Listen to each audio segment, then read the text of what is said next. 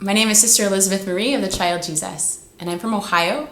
I joined the community in 2003, and the greatest gift of my life is my vocation, second only to my baptism when I became a child of God. When I grew up, I was involved in a little bit of everything, sports and theater and Girl Scouts, and part of my Girl Scouts is we did a lot of service of the poor, which I absolutely loved, and it took root in my heart. And I remember as a child wanting to know how I can serve the poor that I saw and the poor in the world. And that was definitely a part of my heart. But I didn't have an idea of what I wanted to be when I grew up. And when I was a junior in high school, I had a difficult year. Lots of different trials of different sorts. And because of that, God created a space in my heart. In the beginning of my senior year, when you're rethinking of colleges and what you're going to study and your career and things, a unique cross was given. A friend was diagnosed with terminal cancer. And it was this additional cross and this hole in my heart that drew me to the chapel in my high school. And I was so blessed to be able to attend a Catholic high school.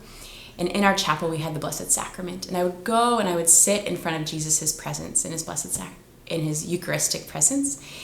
And in his presence, he gave me two things. He gave me peace of heart, and he gave me my vocation. As a surprise to me, when I would spend this time with him, he put this dream, this desire in my heart, and I wanted to be a religious sister. But I didn't think people still did this. I thought it was something from like an era gone by.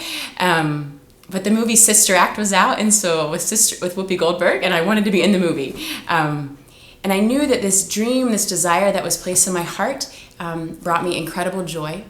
I couldn't get rid of it, and I knew it didn't come from myself. And so, deciding to go to college, I chose to go to a Catholic university to help put myself in an environment where I could discern my vocation. I didn't even know what that word meant, but I knew that I needed to be in a good Catholic environment to think about my vocation in the future. And when I joined this college, I started going to daily mass and weekly adoration and started learning about the faith. And as that was happening, this little desire in my heart kept growing into a big flame. And so I visited Sisters for the first time, and I was blown away. I didn't realize that this was real. And I was seeing with my own eyes that there were young women joining communities, giving their life to God. And every convent I went to would stir this desire in my heart to live fully for God, completely for God. But I was a bit frustrated because I didn't fit anywhere. I wasn't a teacher. I wasn't a nurse. I couldn't see myself in these other beautiful communities I had visited. But then, towards the end of my college career, I met the friars. So we have a community, Friars of the Renewal, parallel community to our own. And I was a college student. I had helped bring high school students to a Eucharistic-centered retreat. And on this retreat, the brothers were running it. And I still remember the very first day, the priest said, this is wonderful, this retreat's wonderful, but my full-time job is running a homeless shelter for 60 men. And my heart was set on fire. I couldn't believe it. It was so, like these two loves that had been in my heart, working with youth and evangelization and working with the poor. And there was a place that I could actually find both of them. And so on my journey to visit the sisters, the Lord had a little bit of a detour in mind for me. And so I started dating, really for the first time, seriously dating someone. And I could see for the first time in my life that I could be called to marriage. And maybe I'm called to be a wife and a spouse and a mother.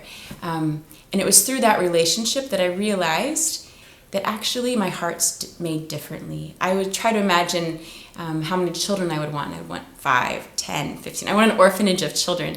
And I realized that as a spouse of Christ, that's what it means to live a life of chastity. It's because I give my whole heart to Jesus, and now the whole world becomes all my children. So it was through that dating that the Lord was able to show me the real desire, the deeper desire in my heart. And so I came and visited, and the Lord just swept me off my feet. He confirmed that this is where I was called. This is where I could pour out myself, where I could serve one another, where I could grow in love of Him, in love of others. And I couldn't be happier to have this vocation in my life. Amen.